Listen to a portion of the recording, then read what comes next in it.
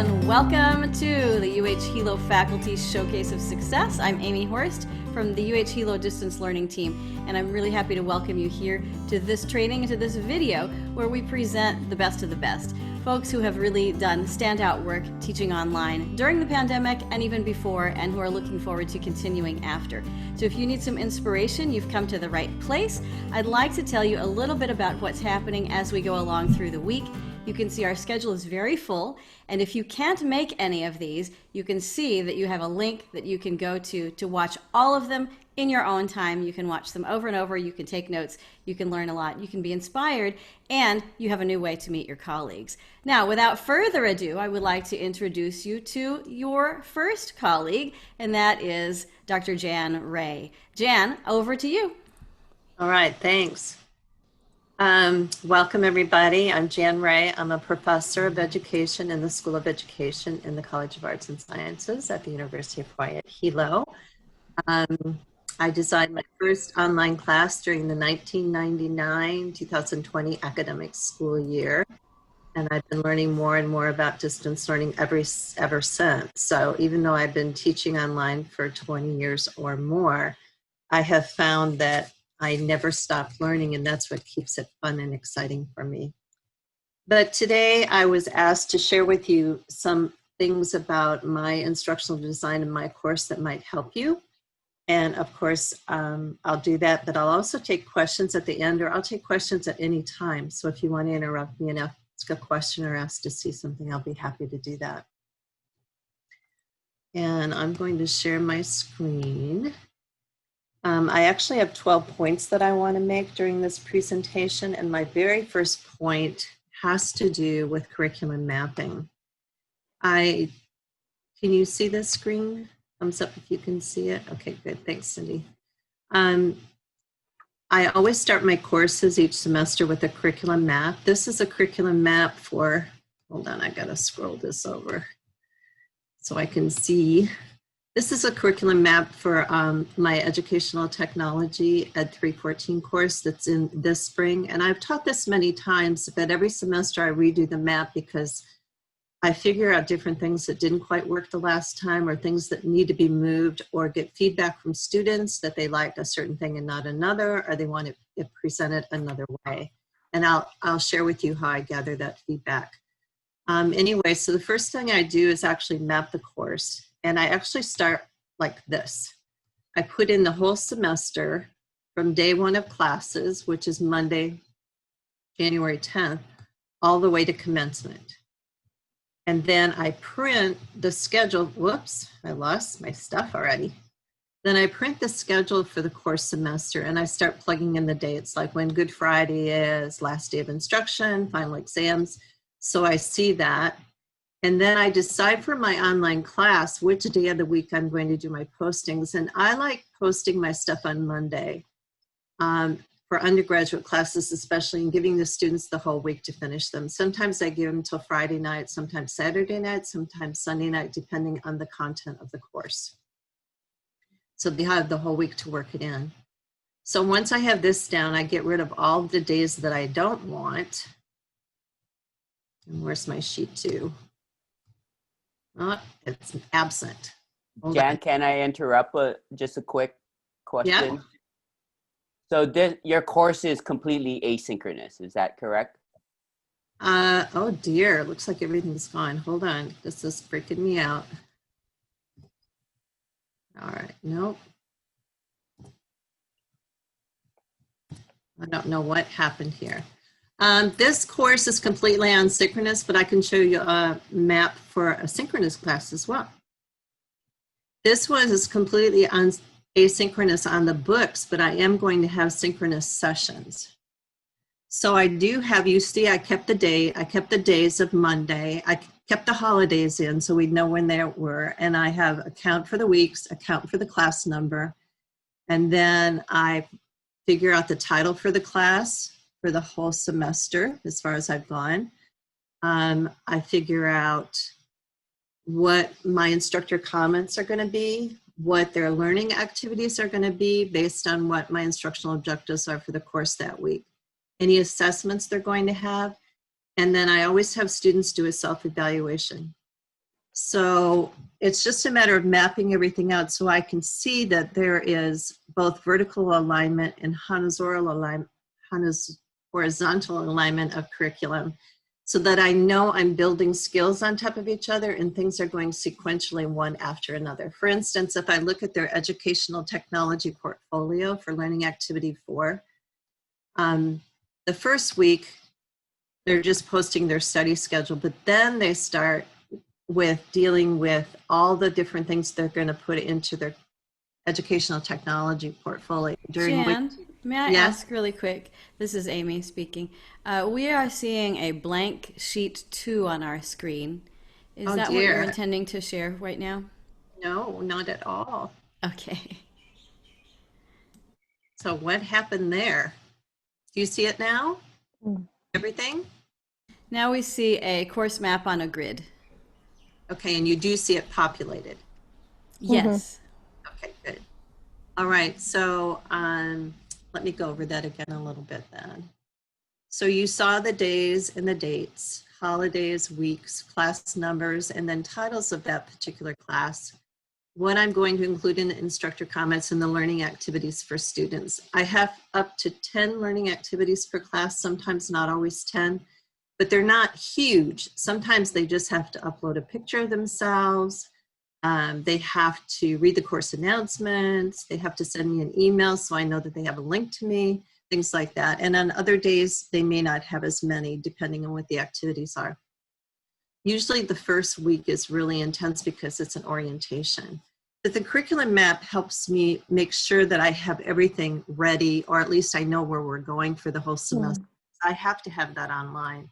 So for instance, in column K with their educational technology portfolio, they first create a classroom sign, an about me presentation as a teacher, a presentation about what they will be doing with students that year, a course roster, a seating chart, name tents for students, an open house announcement or a field trip announcement, so that they're always creating some type of educational technology artifact to go for the class, because this is an educational technology class. They also have a course project that they work on each week.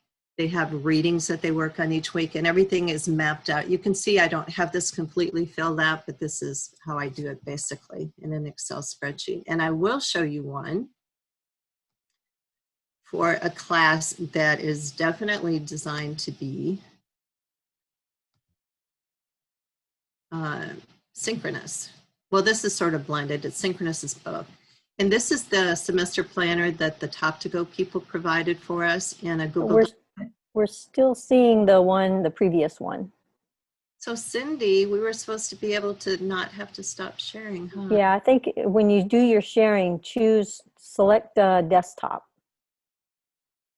instead of just Excel, and then you'll be able to. Well, I have the desktop and it shows all the stuff. That's okay. We'll just bounce around as we have to. All right. So you should be seeing now the Top to Go semester planner. Yes. This is for, this is the format that they use in the training at Kapiolani. And it has the weeks. I added the dates for the weeks, and I added whether or not the class was face-to-face. And I also added, because this is an advanced research class where they're doing their data collection during that semester, what their data collection focus is. SLOs are the student learning outcomes from above, and what I'm going to be doing, the different learning activities, and what I have to get ready for that. And so you can see there's an online class, and then there's a face-to-face class, that type of thing. So you still have to plan it out. This one's not entirely planned, but most of it's planned so far. These are for classes for next semester. So there's two different ways that we're using our planners. I prefer the Excel way, and I'm going to go back to Excel, and if you don't see it, let me know, and I'll share my screen again. Stop. Did you see it go to Excel? No? Okay.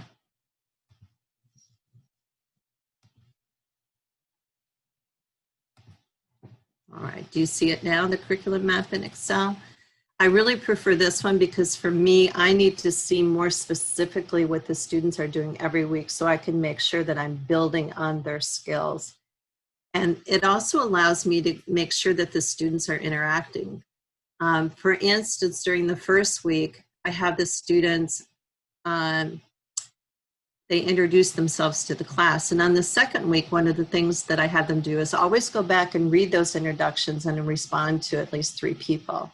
So they're just not posting, they have a chance to interact with each other. So that helps me follow that. I can look at what was in week 1 and I can make sure, is there something I need to follow up with in week 2? Or if they post a classroom sign in week 2, I can have it in a shared folder, and then in week 3, the students can go back and look at each other's and vote on their favorites, which is a way to evaluate, which is one of the Bloom's taxonomy higher order thinking skills. So I always would recommend that as an instructional designer that you map your entire semester before you get started. You can't wing it online like you can face-to-face. It just doesn't work that way. My second recommendation is to use your first week as an orientation. Now, I just went to Microsoft, or I just went to class 1. Do you see class 1 on the screen, or do I have to go out and in? You don't see it? We're We still don't see seeing the spreadsheet. I'm just going to have to continually stop sharing.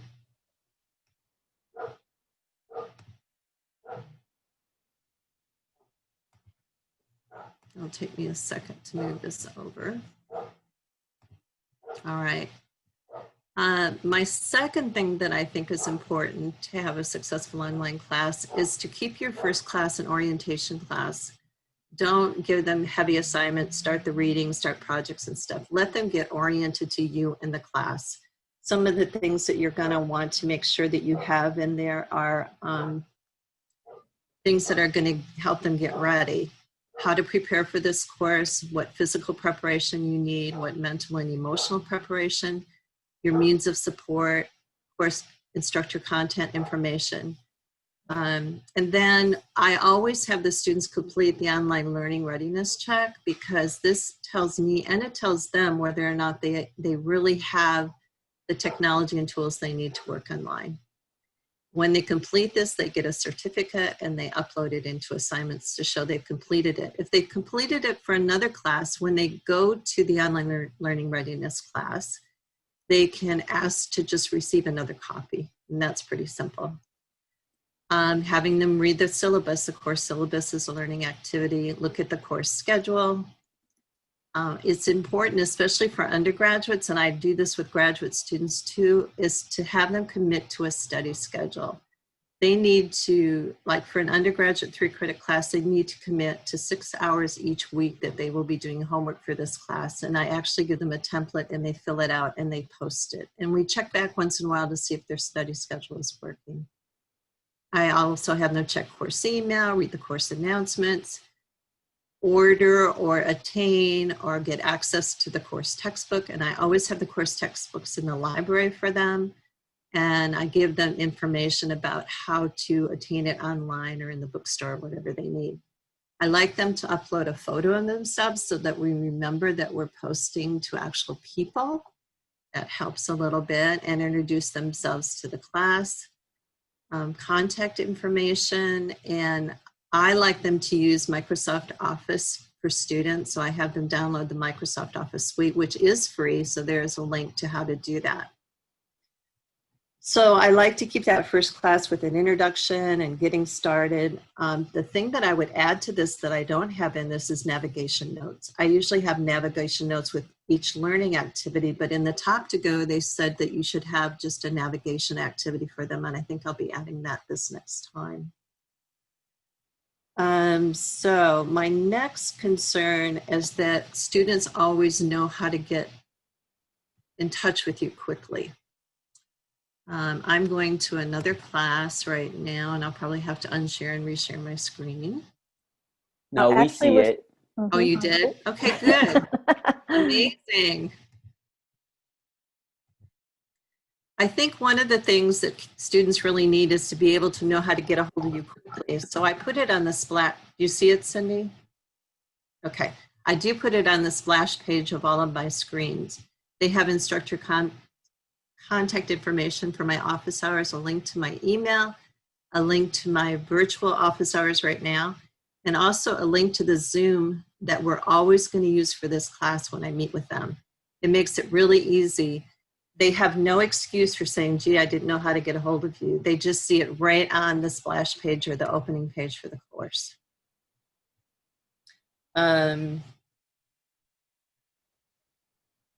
I like to keep the course schedule front and center too. Let me see what I have for that. I'll use another example. Where's my Ed 350? Let's go back here.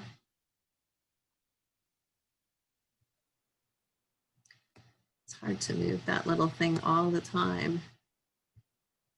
Spring 20 at 350. Let's see this one. Another thing that I like to do for students, besides having the contact information there, is to allow them to see the course schedule right on that splash page. With graduate students, I put the course schedule in a frequently accessed document folder.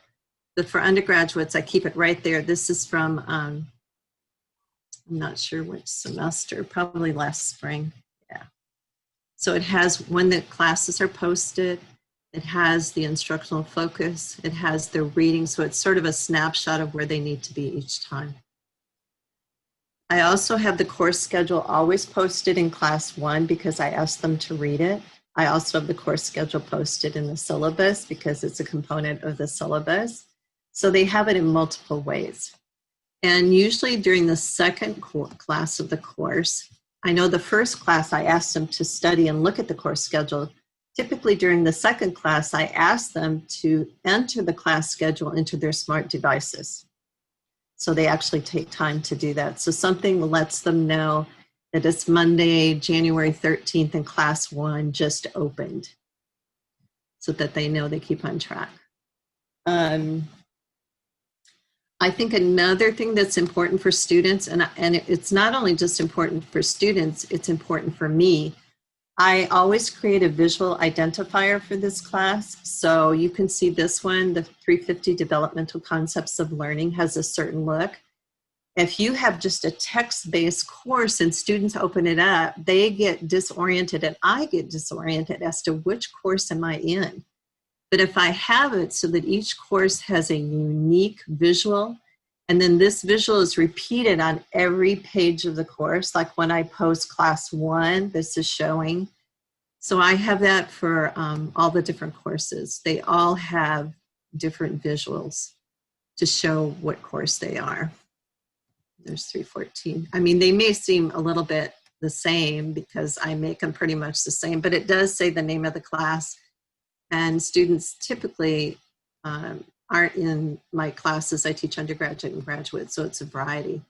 This is just simply created in a Microsoft Word table. And some of the lines are removed, a picture's put in the center, little graphics are brought in, and text is put on it. And then I just do a screenshot of it and keep it as a graphic, a JPEG. And I insert it into all the documents. So anything that they open, any class document, has this on it. Not always this size. Sometimes I make it smaller because it does take up a lot of space and it does take up a lot of ink if they print their stuff. But visual things are something that I've been using for at least 10 years. And the students like them. They don't like the printing part. That's why I make them smaller. Once they told me they didn't like them big on the page, I made them like if you did a 1x3 table, I put them in the first third. And then in the second third, I leave that blank and make it small. And then in the third third of a 1-line table, I put whatever the name of the document is that they have to do. So based on feedback from students, that really helps. Another thing that I really think is important is keeping interaction between you and your students, of course, but also between student and students. I've had students tell me that they felt closer to the other students and their online course than they did on any of their face-to-face courses. And it's because I have students interact with each other all the time. Like I said before in my curriculum math, if I have them introducing themselves in class 1, in class 2, I have them go back as a learning activity and read all the introductions and respond to 3 students that they have something in common with. if the students create a classroom sign, I have them put it in a shared folder. And then the following week, students go and they look at it and they evaluate them and they pick their top 3. They don't tell each other what the top 3 are. During the self-evaluations that I'll show you, they tell me what ones they like the best, and I keep scores on that. And students that get nominated as like the best classroom sign get extra credit points. And I do that for their discussion sessions, their readings and everything, where they look at each other's stuff and can gain extra credit points. And the students put in so much more effort when they know other students are going to look at their stuff and anonymously evaluate it. You know, just say which one they like best or which one they learned the most from.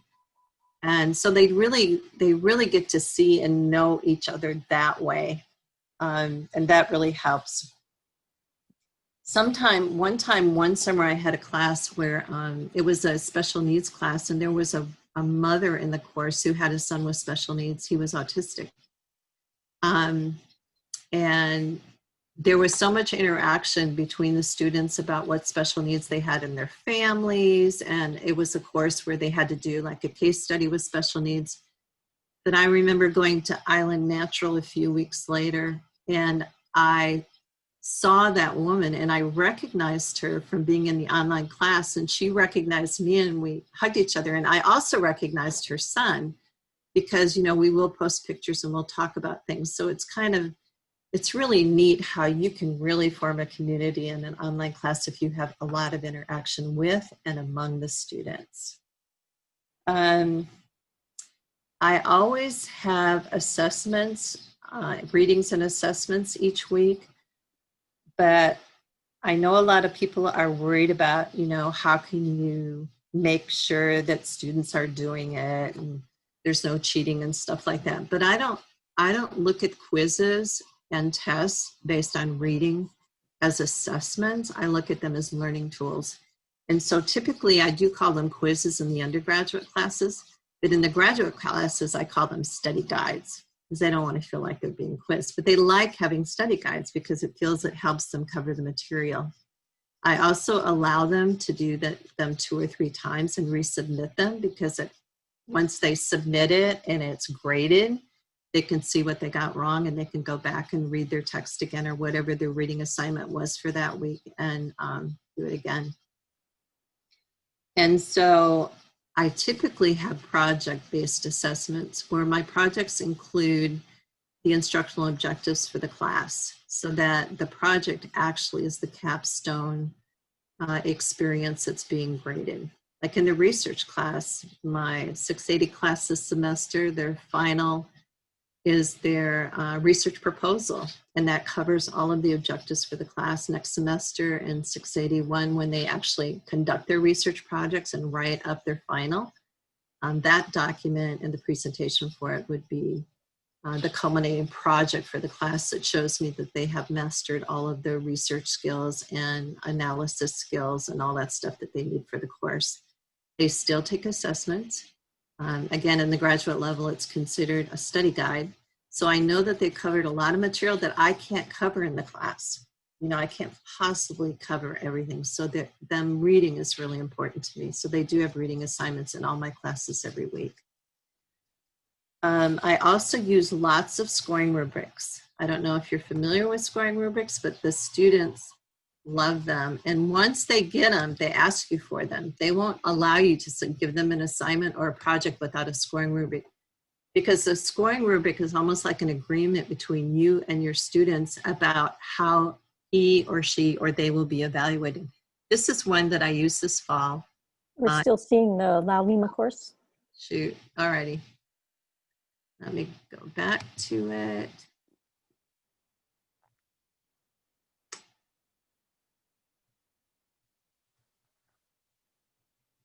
Oh dear, hold on. Need to find the scoring rubric.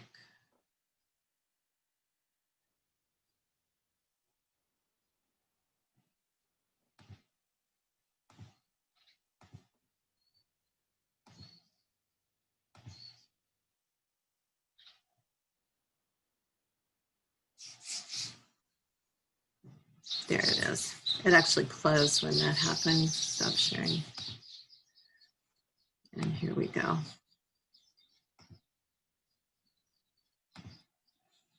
Do you see a scoring rubric now? Yes. Mhm. Thank you. Okay, so the scoring rubric, sometimes I develop them with the students, especially if they're pre-service or in-service teachers. Sometimes I just create them based on a list of things that students say are very important in a presentation, and typically use a Likert scale.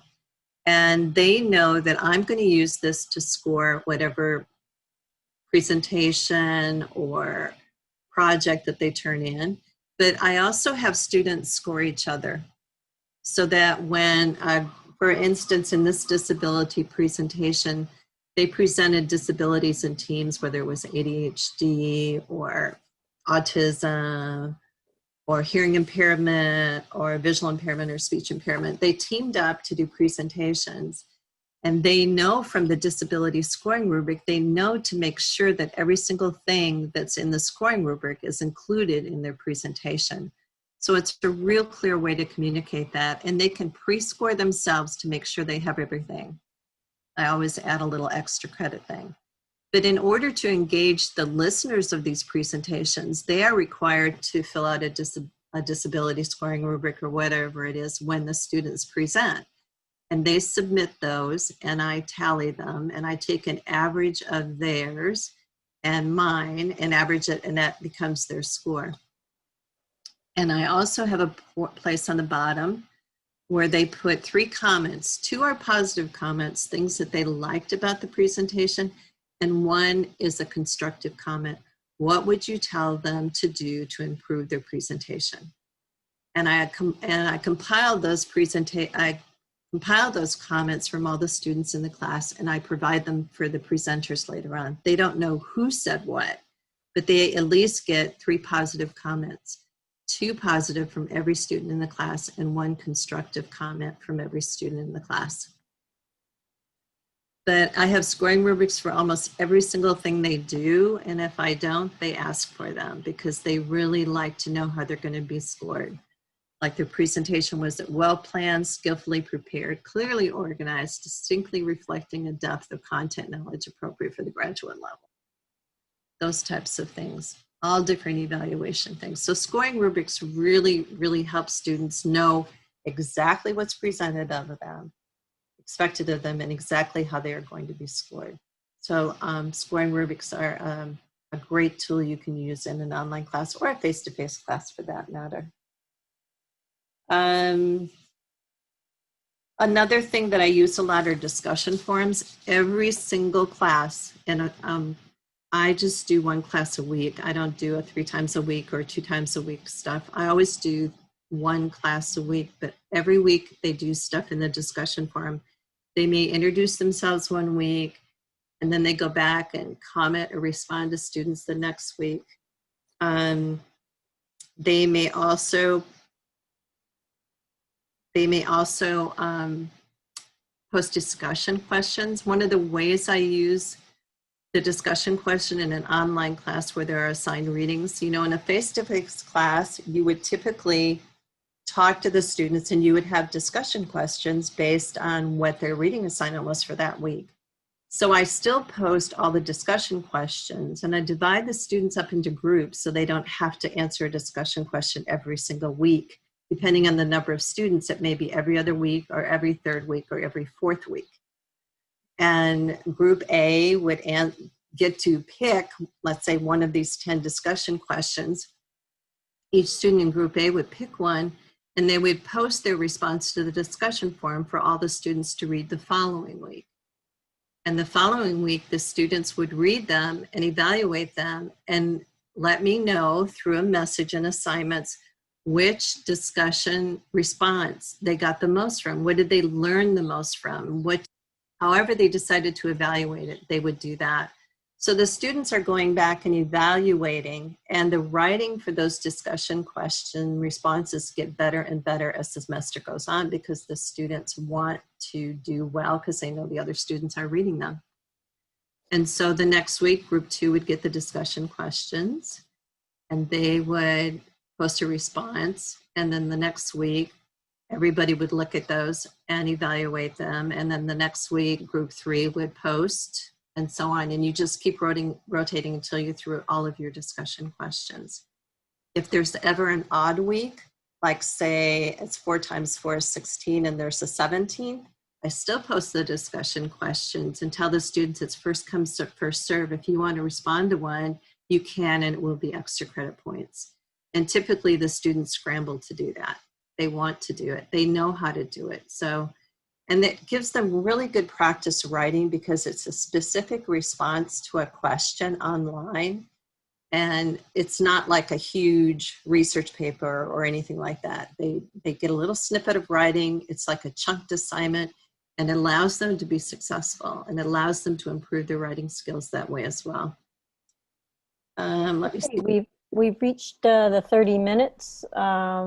If everybody just wants to go ahead and keep going, we can do that. But we're now in the 20 minutes of questions and sharing. So we'll just go with what everybody wants to do. I have 2 more items, but okay. I can just answer questions if you want. Efren and Chun, do you want to just go ahead and continue let Jan do her final 2, and then we can get into the questions and sharing section? I'm fine with that. Okay, sounds good. All right. The other thing that I think it's really important in an online class is to constantly communicate with your students. And that is a complaint we hear a lot, that students email faculty or want to know something and they don't get a response. But it's really important to constantly communicate with them. And I really mean constantly. Send out announcements, send out reminders when things are due. If a student asks you a question, just don't answer it to the student, answer it to the whole class, because if you were in a face-to-face class, that is what you would be doing. And so if any student has a question, I always respond to the whole class unless it's something personal that would not be appropriate. When I grade student assignments in the assignments area, anything I look at that I post comments about it to let the student know I enjoyed reading this, or they did a good job, or please resubmit because you forgot that. But I think commenting them to death, and if you don't want to do this every day, you can set in announcements, you can set those reminders and just do a whole bunch of them and set the times that you want them released so you don't even have to remember that yourself. You can set up all of your reminder announcements at the beginning of the semester and they will just roll out themselves. And the last thing I wanted to share with you is something that is the best thing I ever did. And the students really like it. It sounds like it'd be kind of crazy because it's a kind of evaluation that's aside from their assessment. I just changed to this class. Do you see this, Sadie? No, we're still seeing the disability presentation. Okay. Okay, all right, I'm gonna have to come out then and stop sharing and come back in.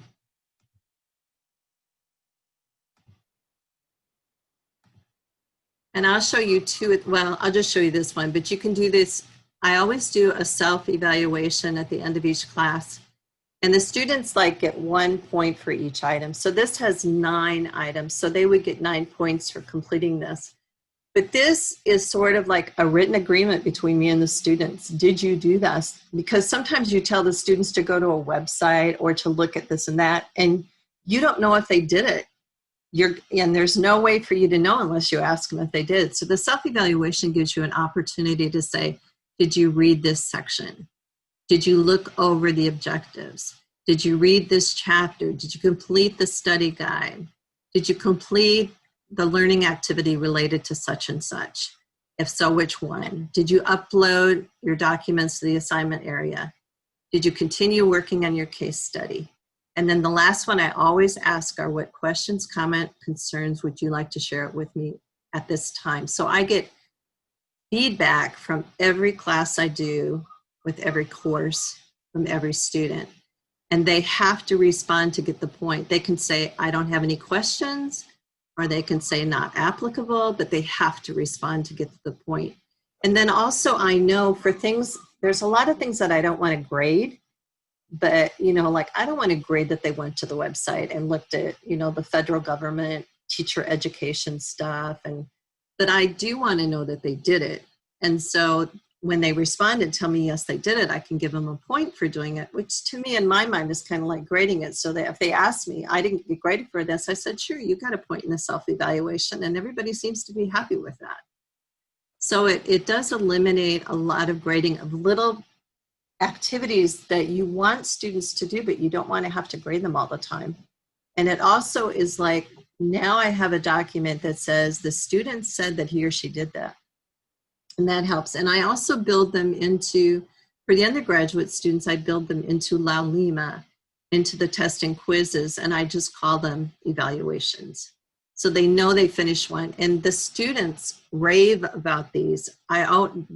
First comment I get from them all the time is how helpful this is, because it gives me a checklist to make sure I did everything. It's really hard for students to stay oriented in an online class, and really hard for them to make sure that they did everything you wanted them to do. And this allows them to do this. They can go out of this if they see they didn't do something, and they can go do it, and they can come back and do it again, because they can do this in an unlimited number of times.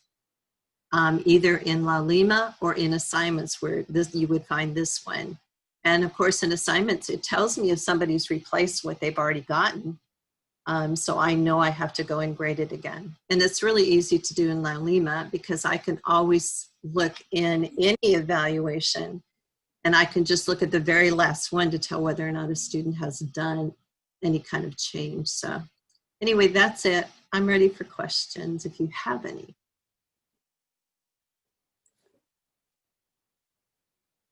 Thanks, Jan. I have a question. Go for it.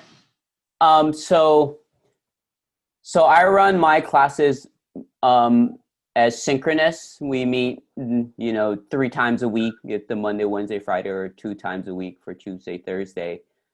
And I do agree that constant communication is important with the students, but because I have video assignments, basically every class meeting, I'm a little bit afraid of constantly emailing them these due dates, because at a certain point I feel like too much emails can be detrimental as well. So what would you recommend in that case? I would recommend that you go with what you feel is right for your students, because every class is different and every group of students is different depending on the level they are. So if it's appropriate for your class, like if I have a big class of 35 undergraduate students and an educational technology class, I will send reminders as to what's due and when and where to put it, because they just have so much going on and they're so young and they need a lot of guidance, and they seem to appreciate the reminders. I don't do that so much for my graduate students unless I see things slipping, and then I will start adding reminders. And if you're seeing your kids 3 days a week, and it's face-to-face via Zoom, I assume, right? Is it? Yeah. Well, you're there to remind them. It's not like you have to set it up. You can just, simply say, don't forget, by Wednesday we're doing this, and, slip it in if you need to. So it is different depending on how you are providing the course, and you have to be flexible, and there are no hard rules. You have to do what's best for the type of student that you're working with. Some need it, some don't. Thank you. Mm-hmm. I have another question. In your Laulima site, I know when you're doing asynchronous, because you said your students interact a lot and things like that. So would you show me where in your Laulima site and how you're setting up where students get an opportunity to interact, discuss things, as well as make comments, as you were saying?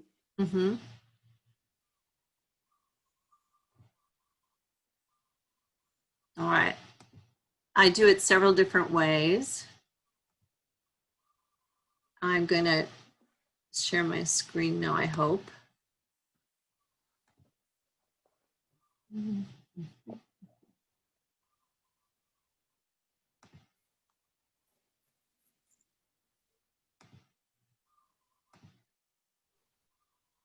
Okay, do you see a La Lima discussion forum Yep. page in front of you? Good. All right. This is my Ed 350 class. I'm going to scroll down to see, for instance, these are all posts that students read over and respond to at some point. For instance, in my developmental concepts of learning class, they each post birth stories.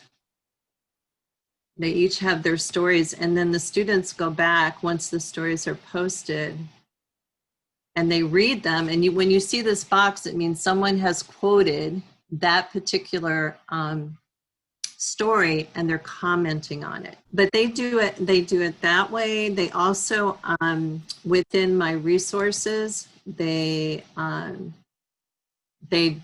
have shared folders where they put assignments that they're going to share with each other.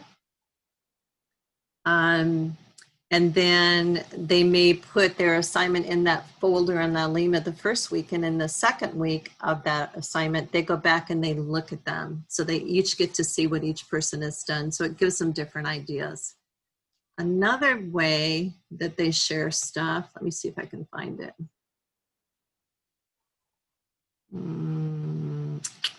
Not sure which class it is in, but sometimes I have them do things that help them understand how children feel in the classroom. For instance, when we're talking about developmental skills of young children that are going into kindergarten and first grade, I have them do a self-portrait with their toe so that they can feel how a little child is when they first try to learn to draw and write their name. And then they each take a screen grab of that. And I take all the screen grabs and I put them into a PowerPoint presentation so they can each see their toe self-portraits. And they really love that because it looks like they were drawn by children. And it really opens their eyes to what a struggle it is when children are developing. They also have to cut out a star with their non-dominant hand to see how it feels if they're not given the proper scissors, you know? So, and then, you know, they all share those cutouts to see how challenging it was to do that. And it also helps them remember that when they get in the classroom, there are lots of things that as an adult they take for granted developmentally, but they need to be aware of where the child is developmentally, and that really helps them. So I won't show any more stuff though, but I'll just tell you. Does that help? Yeah, thank you.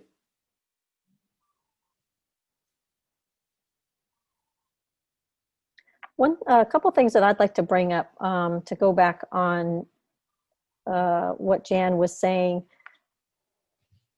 What I heard a lot during her presentation is that she listens to her students and makes adjustments. And I think that's super important to make sure that you're all going together in the course, along together. Because if something's not working, you're not going to get the outcome that you're expecting, and they're not going to be happy and everything. So I think it's super important to listen to students, what's working, what's not working. I think it was particularly the one that I wrote down was when she was talking about the graphics and where they told her, you know, it would be better if they were smaller. And you kind of think about that and you go, wow, that's it seems insignificant, but it's really not. And so it was really important that she listened to them and made those adjustments. And the other thing that shows too, it shows them that she's listening to them and that they're important and what they say is making an impact. So I think that's really great. The other thing I think is important to go along with what she's talking about, the course map, is it's helping you build that scaffolding. And you could kind of see what she was talking about at the beginning where she would set a certain activity and then the next few activities then build on that. So that's really important too. And I think her message about the course map, when you lay that out, it helps you see that scaffolding and see maybe where the blanks are there, where you need to fill them in a little bit. Also, when we're talking about some of the features, there is a course template that is available to faculty that will help you build in some of those features that she showed you in her document. And if you remember, her document was showing the first week where she goes through and tells them, do this, do that. There is a course template that is built out that has those features also built in. So you can get a head start on adding those things to your course. So if you're interested in doing the course template or getting a look at it or talking about it, please don't hesitate to contact us at uhhilodl@hawaii.edu, and then we can set up a meeting, and then we can kind of go through the course template and you can get familiar with that. Also, I wanted to make a note that when she was showing you the checklist or the self-evaluation that she does, there's also a feature within Laulima. It's called the lessons tool, and the course template does use that tool. And within that tool, there is a item that's called checklist, and it does similarly to what Jan does. Is it enables you to put in the things that the students should be completing during that lesson, that week, that unit, however you're dividing your course. So that's a nice feature. And just like Jan said, a lot of other faculty are using that checklist. It's becoming more and more popular because the students like that. It helps time on task. So I just wanted to make those notes. And then the last thing I wanted to note is that she was referring to Top to Go. That is actually a program that's promoted and delivered and facilitated by Kapiolani Community College for all people or all faculty. And I'm going to put a address in the chat.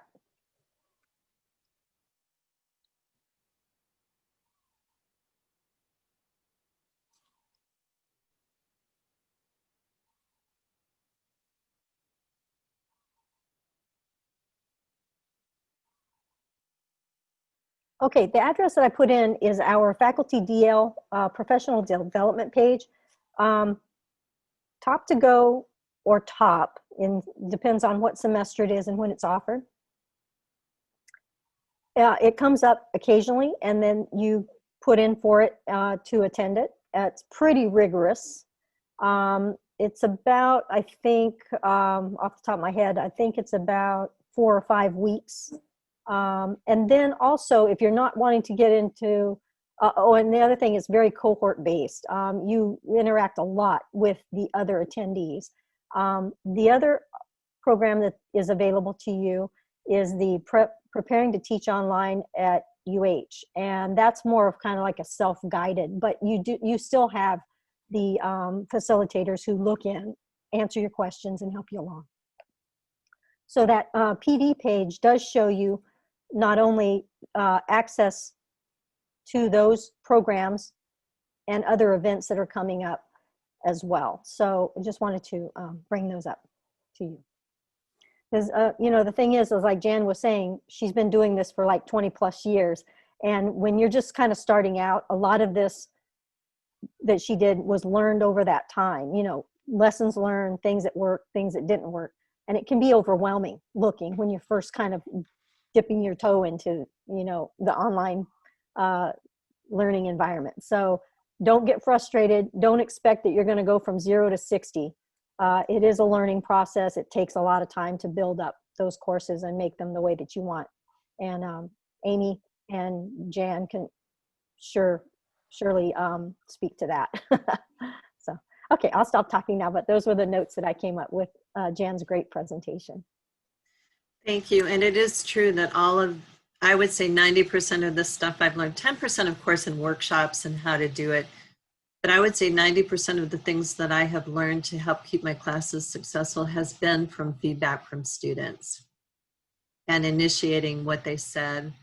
Another example is one time I had like a 30-question quiz for students, 300 level students, and they said it was just too much for them. And so I chunked it into 3 smaller sub-quizzes so that they could read and do just a third of it and a third of it and a third of it. And they were totally happy doing it that way. It wasn't such an overwhelming thing to them. I was amazed that they actually asked for that, and that's fine. There's nothing wrong with chunking stuff so students can be successful.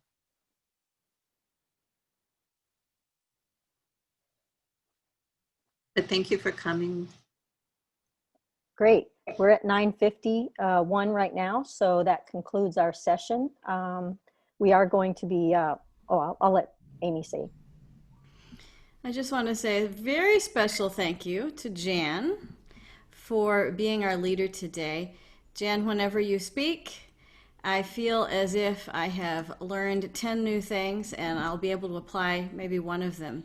So the true value of this will be the notes that we take. I've got just a page, but I'm going to go back and watch this again and probably again and again.